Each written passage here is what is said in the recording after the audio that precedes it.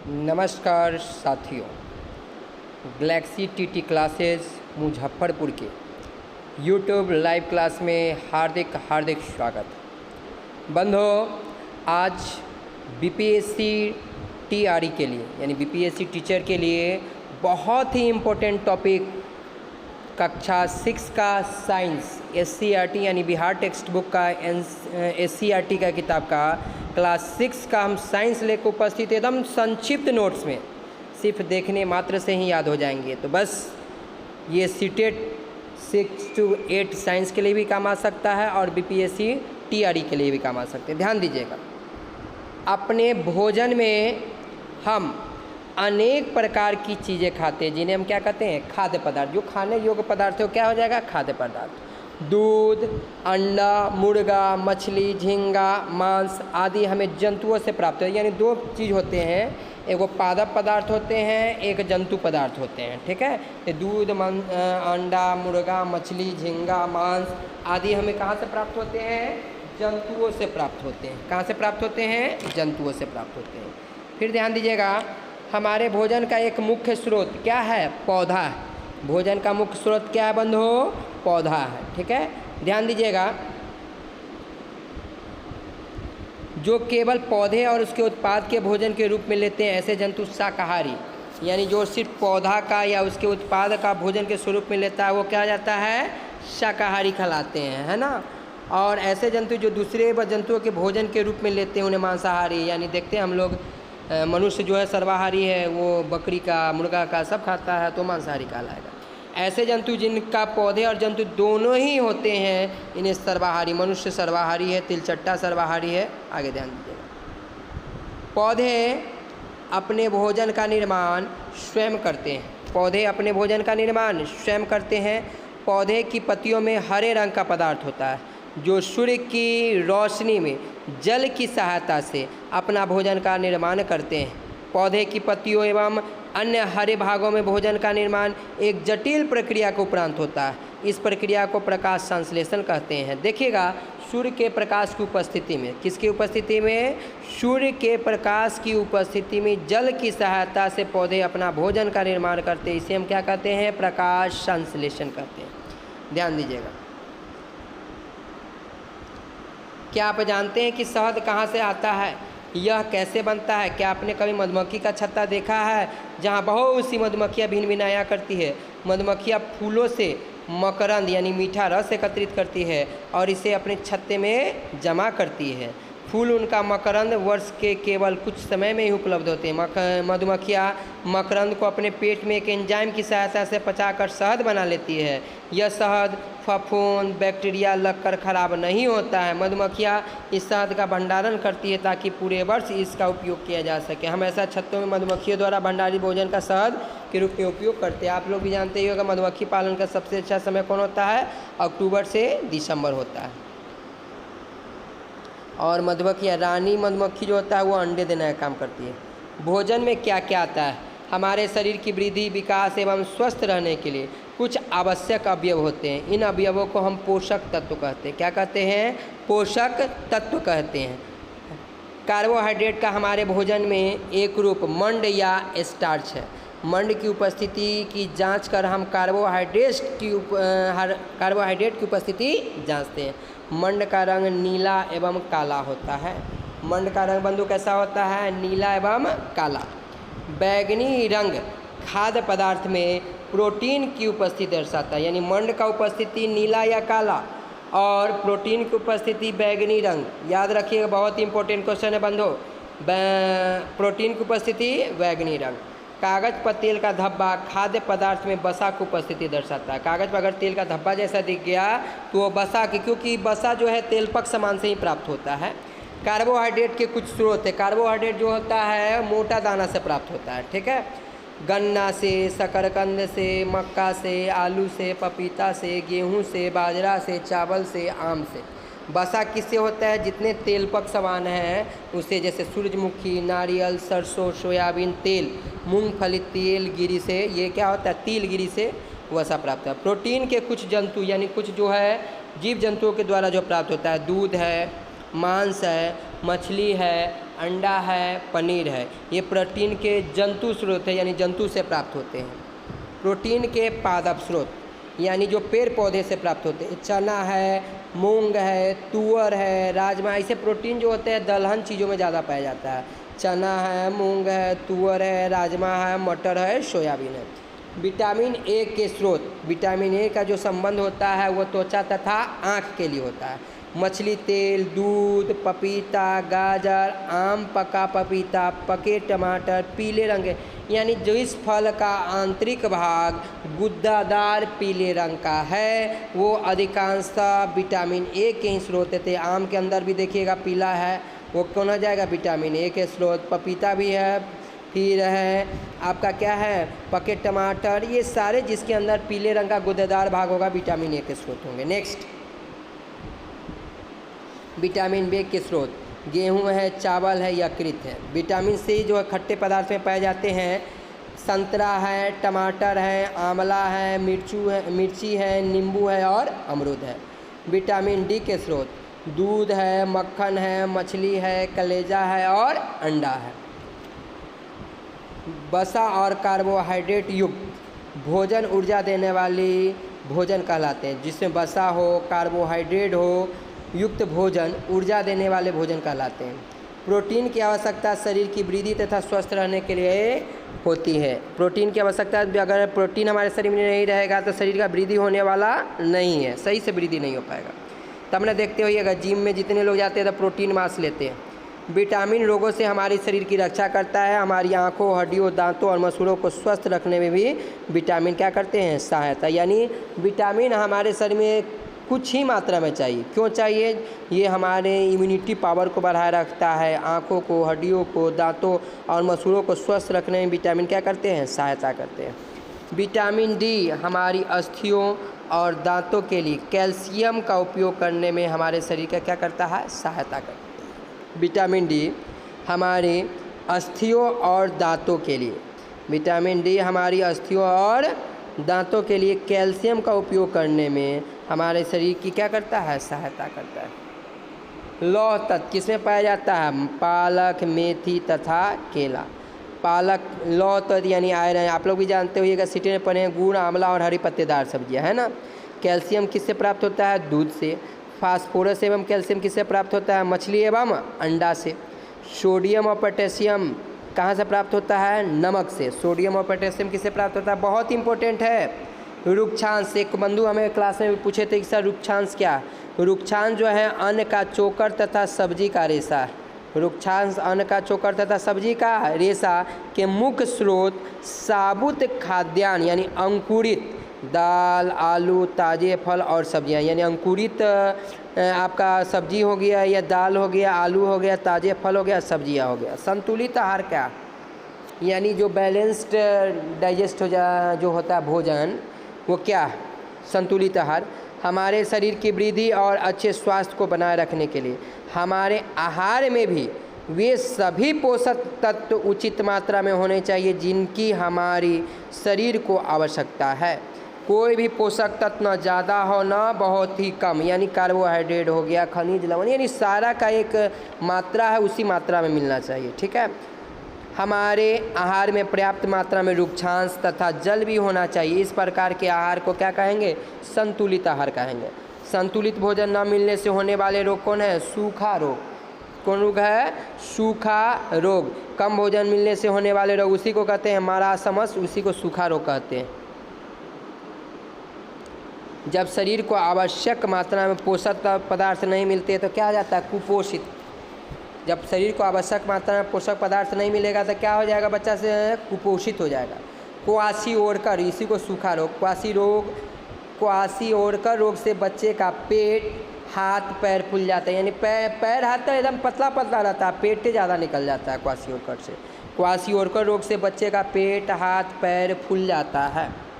वे रोग जो लंबी अवधि तक पोषक तत्वों के अभाव के कारण होते हैं उन्हें अभावजन्य रोग कहते हैं। मान लीजिए प्रोटीन की कमी से, लगातार प्रोटीन की कमी से, है ना, कोई बीमारी हो जाएगा तो उसे अभावजन्य रोग कहेंगे।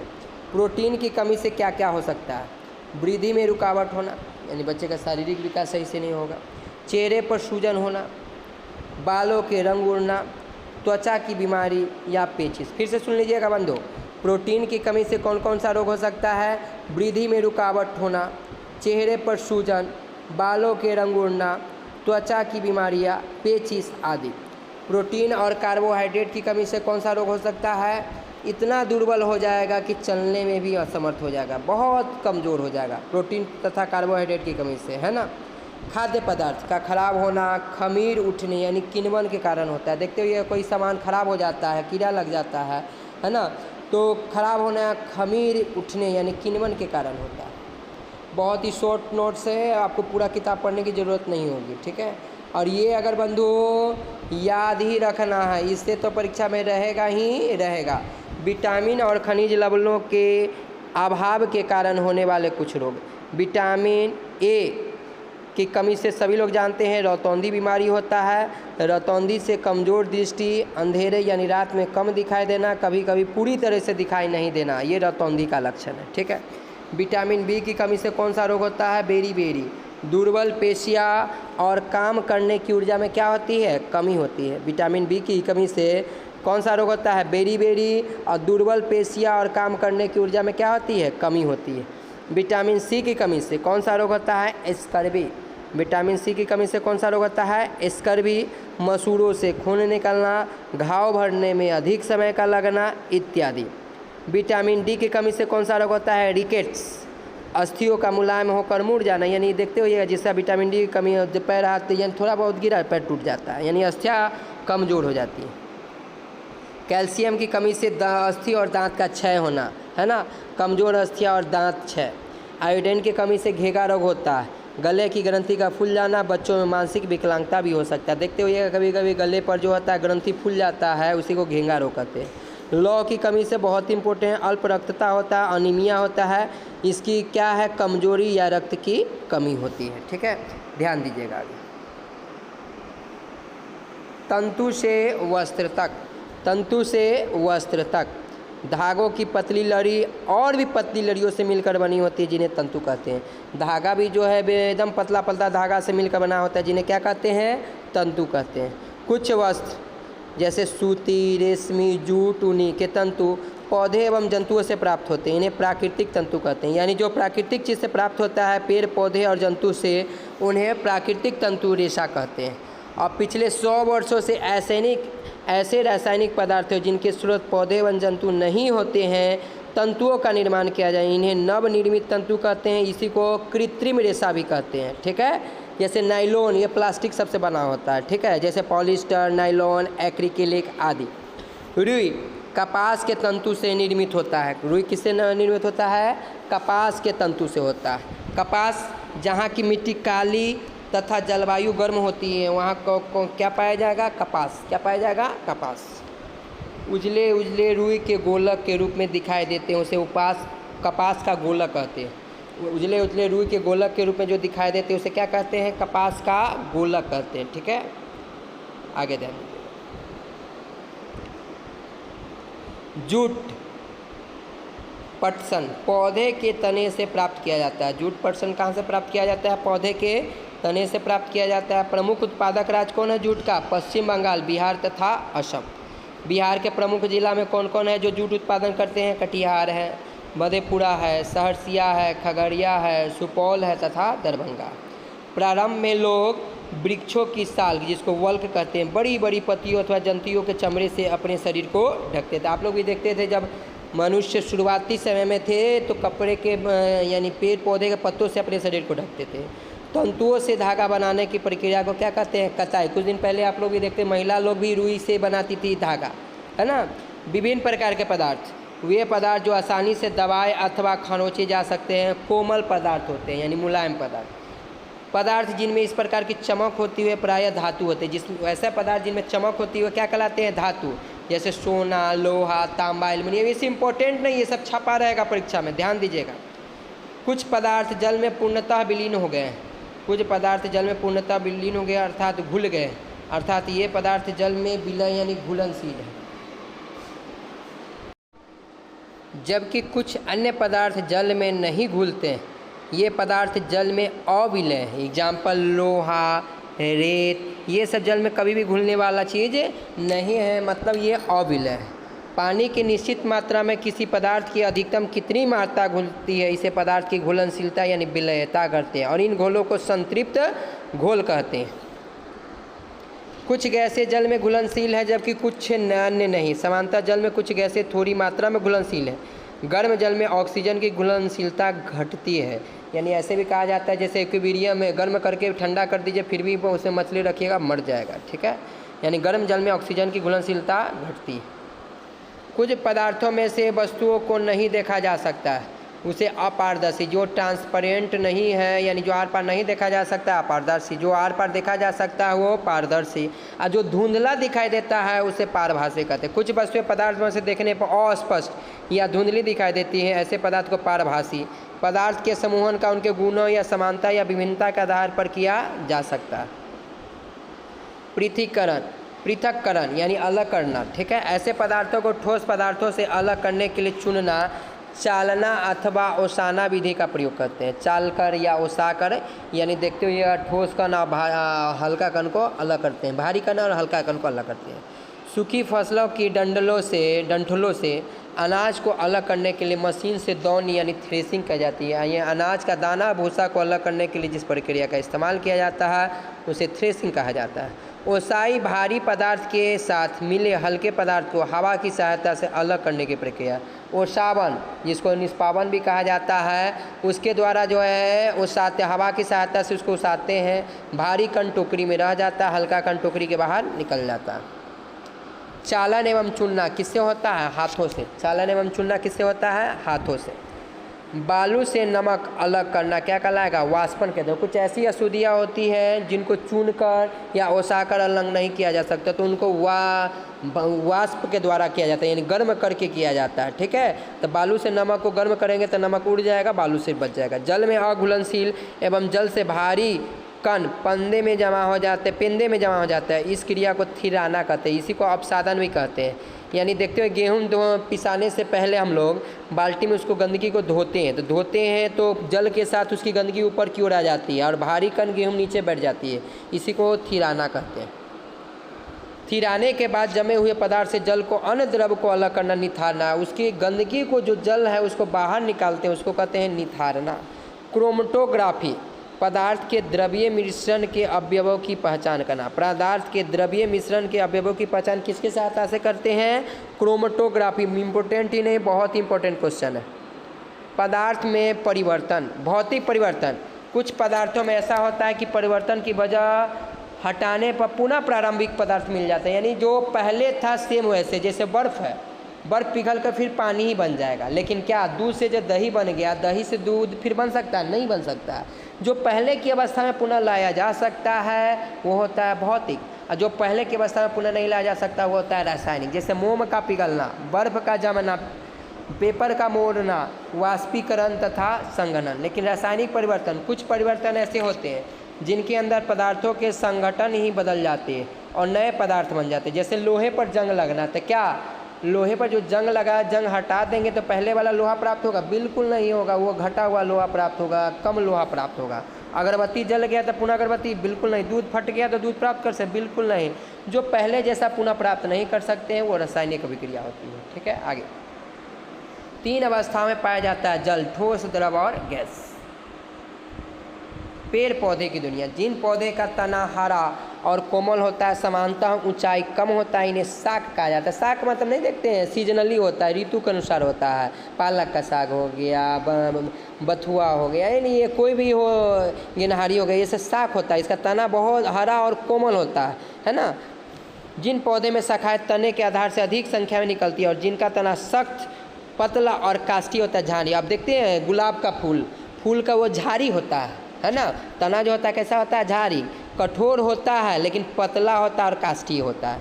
जिन पौधे का तना सख्त, भूरी छाल वाला, मोटा होता है, जिनकी शाखाएं तने के ऊपरी भाग से निकलती हैं, उन्हें वृक्ष कहते हैं। क्या कहते हैं? वृक्ष कहते हैं। जिसका ठोस सबसे ऊपर होता है वृक्ष, उसके बाद झाड़ी, सबसे नीचे शाक। ध्यान दीजिएगा। यहाँ दो जड़ है, मूसला जड़ और रेशेदार जड़। मूसला जड़ और रेशेदार। मूसला जड़ में देखिएगा बंधु, यहाँ एक मुख्य जड़ दिया गया हुआ है, उसके विभिन्न सारे शाखाएं दे गए हैं, तो मूसला जड़ हो गया। और रेशेदार जड़ में कोई मुख्य जड़ नहीं होता है, सभी अपना रेशा ही होता है, ठीक है। मूसला जड़ में एक मुख्य जड़ है, उसकी शाखाएं, और रेशेदार में सिर्फ शाखाएं होती हैं, मुख्य जड़ें नहीं होता है। रेशेदार जड़ को ही झकड़ा जड़ भी कहा जाता है। जड़ एवं तना के कार्य, बहुत इंपॉर्टेंट क्वेश्चन है। जड़ का क्या कार्य है? जड़ मिट्टी को मजबूती से पकड़कर पौधे को खड़ा रहने में मदद करती है। जड़ जो है मिट्टी को मजबूती से पकड़कर पौधे को खड़ा रहने में मदद करती है। यह मिट्टी में उपस्थित जल एवं खनिज लवणों को क्या करती है? जड़ का काम जो है मिट्टी में उपस्थित जल एवं खनिज को अवशोषित भी करना है।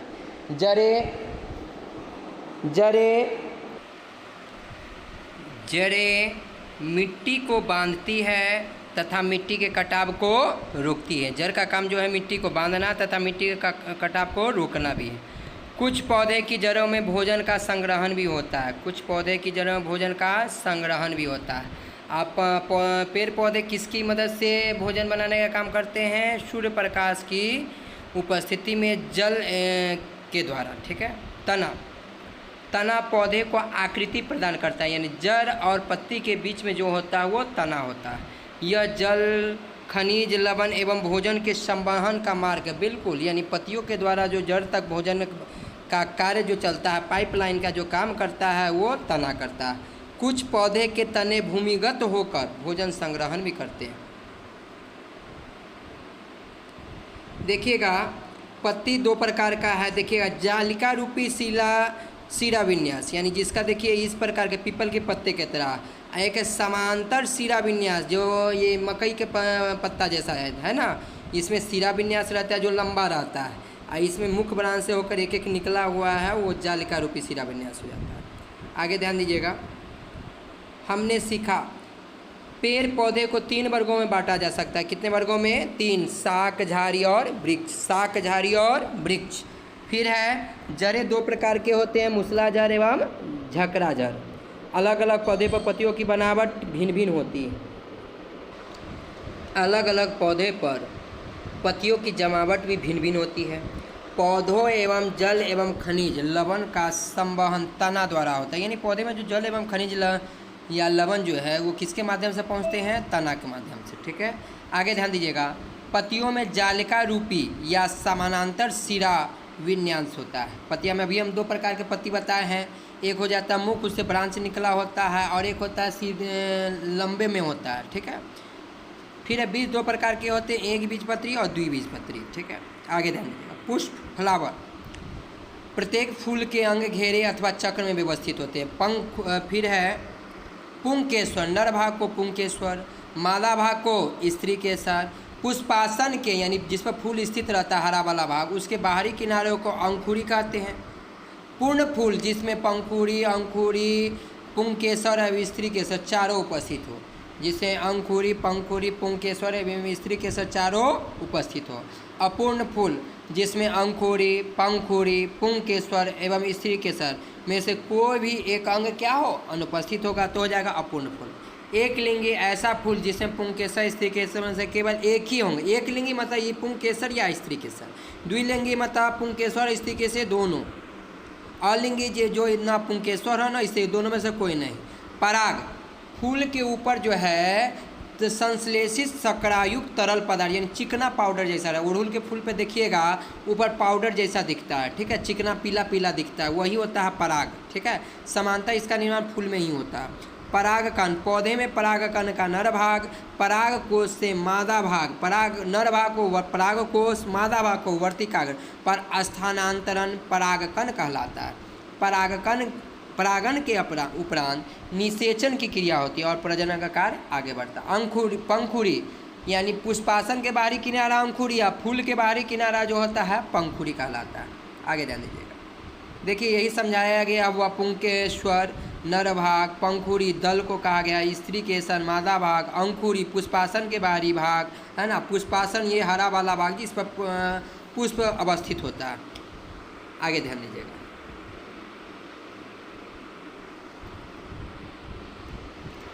ये फूल फिर देखिए समझाया गया वर्तिकाग्र वर्तिकाग यानी स्त्री वाला भाग, वर्तिका अंडाशय कहाँ है, पुष्पासन कहाँ है, ये फिगर के द्वारा थोड़ा समझाया गया है। अंडाशय, वर्तिका, वर्तिकाग, है ना, देख लीजिएगा इसको। जंतुओं में गति, जंतुओं में गति,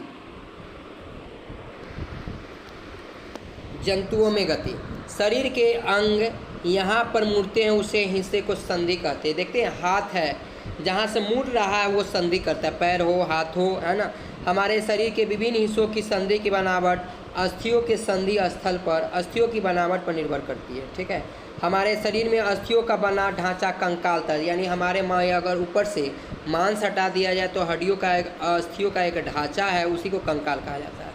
कंधे की संधि, यानी हाथ और कंधा के बीच में जो संधि होता है उसको कंदुक कहते हैं, यानी खलिका और संधि, यानी बॉल एवं सॉकेट ज्वाइंट भी कहते हैं, क्योंकि वो चारों तरफ घूमते रहता है ना, इसलिए बॉल एवं सॉकेट ज्वाइंट। हाथ की टुड्डी, यानी उंगली और हाथ के बीच में जो जोड़ा रहता है वो भी चारों तरफ घूमता है, तो बॉल एवं सॉकेट ज्वाइंट, ठीक है। फिर कोहनी की संधि एवं घुटने की संधि। कोहनी की संधि सिर्फ एक ही तरफ से खुलता है, एक ही तरफ खुलता है, एक तरफ बंद होता है, इसलिए कब्जा संधि। कौन संधि? पैर भी अंदर की ओर खुलता है ना, हाथ भी अंदर की ओर खुलता है, तो ये कब्जा संधि हो गया। गर्दन तथा सिर को जोड़ने वाली संधि, उसको धुरागर कहते हैं, पाई बोटल ज्वाइंट। कौन कहते हैं? पाई बोटल ज्वाइंट। अचल संधि, कौन संधि? अचल। खोपड़ी एवं ऊपरी जबड़े के मध्य। अचल संधि कौन है? खोपड़ी एवं ऊपरी जबड़े के मध्य की संधि को कहा जाता है। एक्सरे द्वारा अस्थियों के ढांचे को देख सकते हैं। किसके द्वारा? एक्सरे द्वारा अस्थियों के ढांचे को देख सकते हैं, ठीक है। आगे ध्यान दीजिएगा। अस्थियों को हिलाने डुलाने के लिए पेशियाँ जुड़ी होती है। अस्थियों को हिलाने डुलाने के लिए क्या जुड़ी होती हैं? पेशियाँ। क्या होती हैं? पेशियाँ। इन पेशियों रेशों को कंडरा कहते हैं। क्या कहते हैं इन पेशीय रेशों को? कंडरा, है ना। दो अस्थियाँ आपस में विशेष प्रकार के रेशों से जुड़ी होती है, इन रेशों को स्नायु कहा जाता है। दो अस्थियाँ जो है यानी एक दूसरे से कनेक्टेड होता है, तब ना देखते हैं कि हड्डी टूट जाता है तो ज्वाइंट किया जाता है। तो ये दो अस्थियाँ आपस में विशेष प्रकार के रेशों से जुड़ी होती है, इन रेशों को स्नायु कहते हैं। क्या कहते हैं? स्नायु। मेरुदंड अनेक छोटी छोटी अस्थियों से बना है। मेरुदंड अनेक छोटी छोटी अस्थियों से बना है। इन छोटी अस्थियों को क्या कहेंगे? कशेरुक कहते हैं। उपास्थ्यते, ये बहुत इंपॉर्टेंट क्वेश्चन है। ये नाक और कान में पाए जाते हैं और बहुत लचीला होता है। ये नाक और कान में पाया जाता है और बहुत क्या होता है? लचीला होता है, ठीक है। केंचुए में शरीर की पेशियों की बारी बारी से शिथिलन एवं संकुचन होता है। देखते हैं केंचुआ मतलब चारा, है ना। शरीर की अधः सतह मतलब निचला पर शक यानी बारीक बाल होते हैं। नीचे जो होता है बारीक पतला पतला बाल, केंचुओं को भूमि और पकड़ बनाने में यानी उसी के सहायता से, यानी नीचे पतला पतला बाल होता है, उसी की सहायता से वो आगे की ओर बढ़ता है। किसान का मित्र केंचुआ। घोंगा पेशीय पाद की सहायता से चलता है। किसके सहायता से? पेशीय पाद, है ना। पक्षी की अस्थियाँ खोखली परंतु मजबूत होती है। दृढ़ पेशियों तथा हल्की पेशियाँ मिलकर उन्हें उड़ने में सहायता करती है। पक्षियों की अस्थियाँ खोखली परंतु क्या होती है? मजबूत। दृढ़ पेशियाँ तथा हल्की अस्थियाँ मिलकर उन्हें उड़ने में क्या करती है? सहायता करती है। सांप वलयाकार गति पेशियों एवं अस्थियों की मदद से शरीर को आगे धक्का देता है। सांप जो है आप भी देखते होइएगा वलयाकार चलता है, सीधा नहीं चलता है। वलयाकार गति पेशियों एवं अस्थियों की मदद से शरीर को आगे धक्का देता है। ये कंकाल तंत्र बंधु, इसका आप लोग अध्ययन कर सकते हैं कि कौन पसली है कौन कशेरुकी है। देख रहे हैं बीच वाला जो ये भाग है उसी को कशेरुकी कहा जाता है, ठीक है। ये जो है हट वाला है इसी को क्या कहा जाता है? राइट पसली कहा जाता है, ठीक है। इसको जो है घुटने की टोपी कहा जाता है, कटोरा को, ठीक है। चलिए ध्यान दीजिए। सजीव और निर्जीव। सजीव और निर्जीव। केंचुओं का श्वसन किसके द्वारा होता है? त्वचा के द्वारा। केंचुए का श्वसन किसके द्वारा होता है? त्वचा के द्वारा। मछली का श्वसन किसके द्वारा होता है? गल फरे के द्वारा। मछली का श्वसन गल फरे के द्वारा। पौधे का श्वसन किसके द्वारा होता है? यानी हम लोग सांस लेते हैं नाक के द्वारा, उसी तरह पौधे पत्तियों के द्वारा लेते हैं। पौधे के पुष्प रात्रि में खिलते हैं। कौन पौधे के पुष्प रात्रि में खिलते हैं? रात रानी। छूने के बाद सिकुड़ जाते हैं। कौन? छुई मुई। कौन है? छुई मुई। आगे ध्यान दीजिएगा। हमारे शरीर में विभिन्न प्रक्रियाओं के फलस्वरूप विषैले एवं दूषित पदार्थ बनते रहते हैं। दूषित पदार्थ मूत्र के साथ हमारे शरीर से निकाल लिए जाते हैं, इसे उत्सर्जन कहते हैं। क्या कहते हैं? उत्सर्जन। हमारे शरीर में विभिन्न प्रक्रियाओं के फलस्वरूप विषैले एवं दूषित पदार्थ बनते रहते हैं। दूषित पदार्थ मूत्र के साथ हमारे शरीर से निकाल दिए जाते हैं, इसे क्या कहते हैं? उत्सर्जन। जंतु प्रजनन द्वारा अपने सदृश संतान उत्पन्न करते हैं। देखते हैं गाय का बच्चा गाय ना होगा भाई, तो वो अपने समान है ना। भिन्न जंतुओं में प्रजनन का ढंग भी अलग अलग होता है, कोई बच्चा देता है, कोई अंडा देता है, विभिन्न प्रकार से प्रजनन होता है। सजीव, सजीव तो आप लोग जानते हैं जिसमें जान प्राण हो। निर्जीव जिसमें जान प्राण नहीं हो। बच्चा देने वाले जंतु ये आप लोग भी जानते हैं, जिनके बाहरी कान होते हैं, शरीर पर बाल होते हैं, वो क्या देंगे? बच्चा। जिनके बाहरी कान, शरीर पर बाल, वो क्या देंगे? बच्चा। और जिनके बाहरी कान नहीं है, शरीर पर बाल नहीं है, वो क्या देगा? अंडा। आलू की कलिका यानी कायिक वाले भाग से नया पद। देखते हैं आलू को काट काट के आँख वाले भाग से, उसी को कायिक भाग कहते हैं। सजीव वस्तुओं में क्या चीज़ होता है? भोजन की आवश्यकता। श्वसन भी होता है, उत्सर्जन भी होता है, उद्दीपन के प्रति अनुक्रिया भी होता है, प्रजनन भी होता है, गति होता है, वृद्धि भी होता है और मृत्यु होता है। यानी जो भी सजीव चीज़ है वो आज न कल मृत्यु उनकी निश्चित है। ठीक है, तो याद रखिएगा सजीव वस्तु में क्या क्या है? भोजन की आवश्यकता, बहुत इंपॉर्टेंट क्वेश्चन है। श्वसन, उत्सर्जन, उद्दीपन के प्रति अनुक्रिया, प्रजनन, गति, वृद्धि और मृत्यु। पौधे एवं जंतु दोनों सजीव, दोनों में जान प्राण है। सजीव के लक्षण तो जान ही रहे, श्वसन, वृद्धि, उद्दीपन, प्रजनन, उत्सर्जन।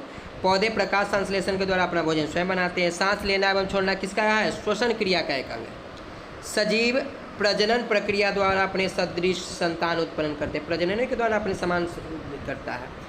अब देखिए निर्जीव जानते ही होंगे, गाय, घोड़ा, पेड़ पौधे, रेलगाड़ी, क्या हो जाएगा? निर्जीव हो जाएगा। ठीक है, आगे ध्यान दीजिएगा। 2 मिनट स्क्रॉल हो गया था ये।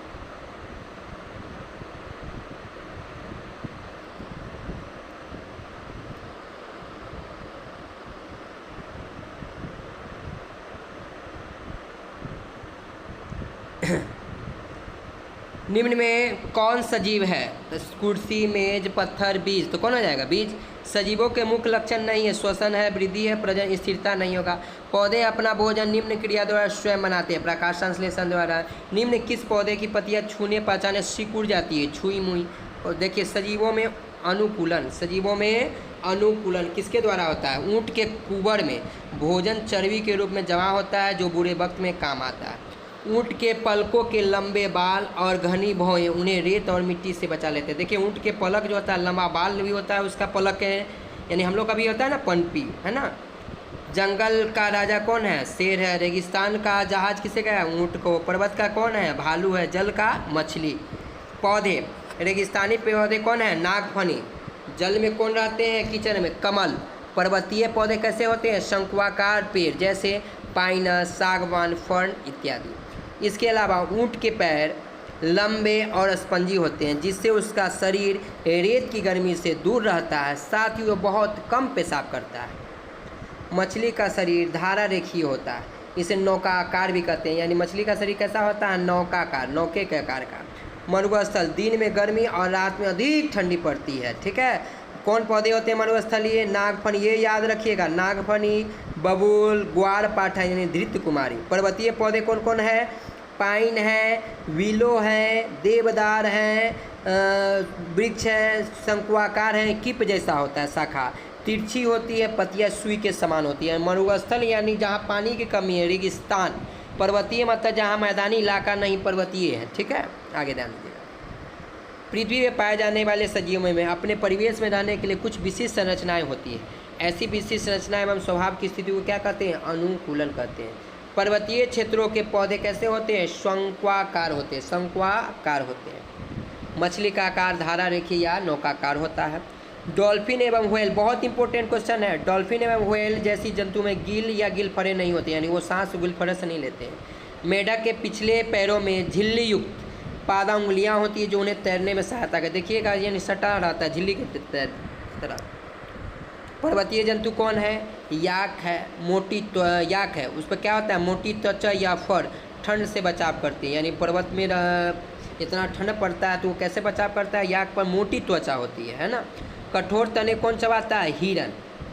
स्कीड एवं ऑक्टोपस जैसे समुद्री जंतुओं का शरीर आमतौर पर धारा रेखीय, यानी सभी मछली जितने भी है धारा रेखीय होता है, लेकिन स्क्विड एवं ऑक्टोपस का धारा रेखीय नहीं होता है।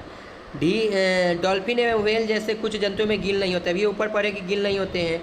यह सिर पर स्थित नासादार अथवा बात छिद्रों द्वारा श्वास लेते हैं। अब ये कहें कि गिल, जितनी मछलियाँ गिल या गलफड़ा द्वारा लेते हैं, लेकिन उसमें नहीं होता है तो कैसे सांस लेगा?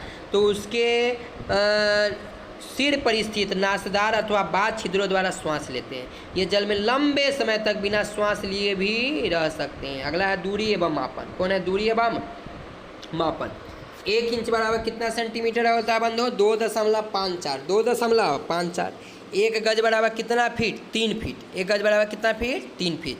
1 फुट बराबर कितना इंच? 12 इंच। 1 फुट बराबर 12 इंच। 1 मीटर बराबर 100 सेंटीमीटर। 1 मीटर बराबर 100 सेंटीमीटर। 1 सेंटीमीटर बराबर 10 मिलीमीटर। 1 सेंटीमीटर कितना मिलीमीटर? 10 मिलीमीटर। और 1000 मीटर बराबर क्या होता है? 1 किलोमीटर होता है। आगे ध्यान दीजिए। प्राचीन काल में लोग हाथ की लंबाई, बीता, कदम आदि का उपयोग मापन के मात्रा के रूप में करते थे। पहले मीटर रेप थोड़ी होता था कि मीटर गिरा नाप लिए, इसलिए किसी एक समान मापन प्रणाली को विकसित करने की आवश्यकता उत्पन्न नहीं है। अब हम मात्रकों की अंतर्राष्ट्रीय प्रणाली, जिसको एसआई इकाइयाँ का उपयोग करते हैं। एसआई इकाइयों में लंबाई का मात्रक क्या है? मीटर है, यानी अंतर्राष्ट्रीय लेवल का जो लंबाई का मात्रक है वो क्या है? मीटर है। पैमाने के सबसे छोटे भाग को न्यूनतम माप या अल्पतम माप कहते हैं। सरल रेखा के अनुदिश गति को सरल रेखीय गति कहते हैं। वर्तुल गति में कोई वस्तु इस प्रकार गति करती है कि उस वस्तु की दूरी किसी नियत बिंदु में से एक समान रहती है। ऐसा गति जो एक निश्चित अंतराल के पश्चात दोहराती है उसे आवर्ती गति। जैसे झूला झूलते हैं ना, तो वहीं पर रिपीट करते रहता है, उसी को आवर्ती गति कहेंगे। घूर्णन गति में वस्तु स्वयं अपने अक्ष पर या किसी अक्ष के परितः घूमती है। जैसे घड़ी का सुई है, वो घूर्णन गति करती है। सेल के 2 सिरे होते हैं, ध्रुव होते हैं, घन एवं ऋण ध्रुव। घन एवं ऋण। सेल के एक सिरे से तार द्वारा बल्ब और सुई से होकर दूसरे ध्रुव तक विद्युत धारा प्रवाहित होती है, तब इसे परिपथ का पूरा होना कहते हैं। क्या कहते हैं? परिपथ का पूरा होना कहते हैं। बल्ब का आविष्कार थॉमस अल्वा एडिसन ने किया था। बल्ब का आविष्कार किसने किया था? Thomas Alva Edison. ठीक है। आजकल बल्बों के फिलामेंट कुंडल यानी टंगस्टन के बने होते हैं। किसके बने होते हैं? टंगस्टन के बने होते हैं। बहुत इंपॉर्टेंट क्वेश्चन है कि बल्ब का फिलामेंट क्या चीज़ का बना होता है? टंगस्टन का बना होता है। चुंबक से आकर्षित होने वाले अथवा चुंबक को आकर्षित करने वाले पदार्थ चुंबकीय पदार्थ कहलाते हैं। चुंबक से आकर्षित होने वाले अथवा चुंबक को आकर्षित करने वाले पदार्थ को क्या कहते हैं? चुंबकीय पदार्थ कहते हैं। जो पदार्थ चुंबक से आकर्षित नहीं होते हुए अचुंबकीय, जो चुंबक को आकर्षित नहीं करता है, अचुंबकीय। चुंबक के समान ध्रुवों के बीच क्या होता है? विकर्षण होता है। जो अगर 2 चुंबक रख दीजिएगा तो एक दूसरे का आकर्षित नहीं करेगा। चुंबक के असमान ध्रुवों के बीच आकर्षण होता है। बिल्कुल, एक लोहा रख दीजिए, एक चुंबक रख दीजिए, दोनों एक दूसरे का आकर्षित करेगा। स्वतंत्र रूप से लटका चुंबक दिशा निर्धारण में हमारी क्या करता है? मदद। पहले लोग इसी की सहायता से दिशा का करते थे। पृथ्वी पर कुल जल की मात्रा 97.5% खारा जल है और स्वच्छ एवं मीठा जल 2.5%। मानव एवं जीव जंतुओं के लिए मीठे पानी की उपलब्धता मात्र 0.003% है। समझ जाइए, इतना जल होते हुए कि खारा जल है, और 2.5% है, उसमें भी मीठा जल मात्र है 0.003%। जल जीवन के लिए आवश्यक है। वायु में वाष्पन और वाष्पोत्सर्जन से जलवाष्प मिलती रहती है। जलवाष्प वायु में संघनित होकर छोटी छोटी देखते हैं, यानी गर्मी के दिनों में क्या होता है कि गर्मी के कारण जो है तालाब से, समुद्र से वो पानी जो है किसके रूप में? वाष्प के रूप में संघनित होकर बादल का रूप लेती है, और वो बादल जो है पृथ्वी पर वर्षा का जल बरसाती है। ठीक है, वही है। बरसात वाला झीलों, तालाबों, कुआं अथवा मिट्टी में जल की पुनः प्राप्ति होती है। महासागरीय तथा जलीय जल भागों के जल से बादल बनना तथा वर्षा के रूप में जल का पुनः धरती पर लौटना क्या कहलाता है? जल चक्र। यानी ये जो प्रक्रिया चलती रहती है उसी को जल चक्र कहते हैं। अत्यधिक वर्षा से बाढ़ आती है, जबकि लंबे समय तक वर्षा न होने से सूखा पड़ जाता है। पृथ्वी पर उपयोग करने वाले योग्य जल की मात्रा सीमित है, इसलिए जल के विवेकपूर्ण उपयोग की आवश्यकता है। हमने क्या सीखा? पृथ्वी के चारों ओर वायु की परत को क्या कहते हैं? वायुमंडल। पृथ्वी के चारों ओर वायु के परत को क्या कहते हैं बंधु? वायुमंडल कहते हैं। वायु भी स्थान घेरती है। तब ने देखते गुब्बारा में हम लोग हवा भरते तो स्थान घेरते। वायु गैसों का क्या है? मिश्रण है। वायु में बहुत इंपॉर्टेंट क्वेश्चन है। वायु में 78% नाइट्रोजन, 21% ऑक्सीजन तथा शेष 1% में कार्बन डाइऑक्साइड एवं अन्य गैसें हैं। वायुमंडल में जलवाष्प और धूलकण भी होता है। वायुमंडल में क्या होता है, जल वाष्प और धूलकण भी होता है। मछलियाँ जल में घुले ऑक्सीजन का उपयोग सांस लें, बिल्कुल देखते हैं एक्वेरियम में जल में ऑक्सीजन घुला रहता है, उसी के द्वारा वह सांस लेती है और जीवित रहती है। आपतित किरण यानी जो प्रकाश यानी प्रकाश स्रोत सूर्य से पहले दर्पण में पड़ने वाले किरण को क्या कहते हैं, यानी सूर्य का प्रकाश जहाँ पहली बार पड़ता है वो आपतित किरण, और वहाँ से जो लौट कर दूसरी ओर जाता है, सेम जितने कोण पर आएगा उतना ही कोण पर वो रिवर्स जाएगा, उसी को कहते हैं परावर्तित किरण। विद्युत चालक जिस वस्तु या पदार्थ को बीच में जोड़ने से बल्ब जलता है, यानी जिसको कंडक्टर कहते हैं, यानी जिससे बल्ब यानी करंट पास होगा। कुचालक जिनके सर्किट में रखने से बल्ब नहीं जलता उन्हें कुचालक कहते हैं। चुंबक का संबंध किससे है, विलियम गिलवर्ट से। चुंबक का संबंध किससे है, विलियम गिलवर्ट से। चुंबक के जिन स्थानों पर लोहों का बुरादा सबसे अधिक चिपकता है वो चुंबक के ध्रुव कहलाते हैं। क्या कहलाते, चुंबक के ध्रुव कहलाते हैं। चुंबक की दिशा कैसा होता है, उत्तर से दक्षिण। चुंबक की दिशा उत्तर से, यानी एक खरा चुंबक छोड़ दीजिएगा तो उसका दिशा हो जाएगा उत्तर से दक्षिण। दिशा पता करने का एक यंत्र दिक्सूचक यंत्र कहलाता है। दिशा पता करने के यंत्र को क्या कहते हैं, दिक्सूचक यंत्र कहते हैं। पर्वतारोही ऊंचे पर्वतों पर चढ़ते समय ऑक्सीजन का सिलेंडर लेकर जाते हैं। साथ ही गोताखोर जब भी समुद्र की गहराई तक जाते हैं। मिट्टी, जल में वायु विद्यमान होती है। जल में क्या होती है, वायु विद्यमान होती है। कचरों में फेंके जाने वाली चीज़ों में कुछ ऐसे पदार्थ होते हैं जिनका आसानी से विघटन हो जाता है, यानी कुछ कचरा ऐसा होता है जैसे केला के छिलका, वो जो मिट्टी में कुछ दिनों का सर्कल के मिल जाएगा, उसी को जैव विघटनीय पदार्थ कहते हैं। वैसे पदार्थ जिनका विघटन प्राकृतिक तरीके से नहीं किया जैसे या बहुत ही लंबे समय तक होता है, जैव अविघटनीय। जैसे पन्नी, सरकार कहती है कि पन्नी का इस्तेमाल नहीं किया, क्यों, कि वो मिट्टी में फेंक दीजिएगा वैसे ही पड़ा रहता है। बोतल, शीशा, ये सब जल्दी भी नहीं होता है। देखिए 4 उसका तरीका होता है विघटन का। पहले रिफ्यूज कीजिए, रिड्यूस कीजिए, फिर रीयूज कीजिए या रिसाइकिल कीजिए, ठीक है, यानी 4R है ना। वर्मी कंपोस्ट केचुए की सहायता से प्राप्त करना कचरे की निपटान की अति लाभकारी प्रक्रिया है। वर्मी कंपोस्ट यानी जैविक खाद, केचुए वही चारा वारा मिलकर उसको क्या गला पचा देता है, ठीक है। तो जरूर बंधुओं आप लोग बताएं कि क्लास 6 का नोट्स आप लोगों को कैसा लगा, और हमें पूर्णतः उम्मीद है कि इससे आपको बीपीएससी टीचर वाले में और सीटेट में खासकर दोनों में 4 या 5 नंबर इसे निश्चित ही रहेंगे। इसलिए इसे 2 से 3 बार जरूर पढ़ लें और देख लें, हमेशा के लिए याद हो जाएगा। धन्यवाद, फिर मिलते हैं किसी अन्य वीडियो के साथ। चैनल को जरूर बंधु सब्सक्राइब कर दीजिएगा।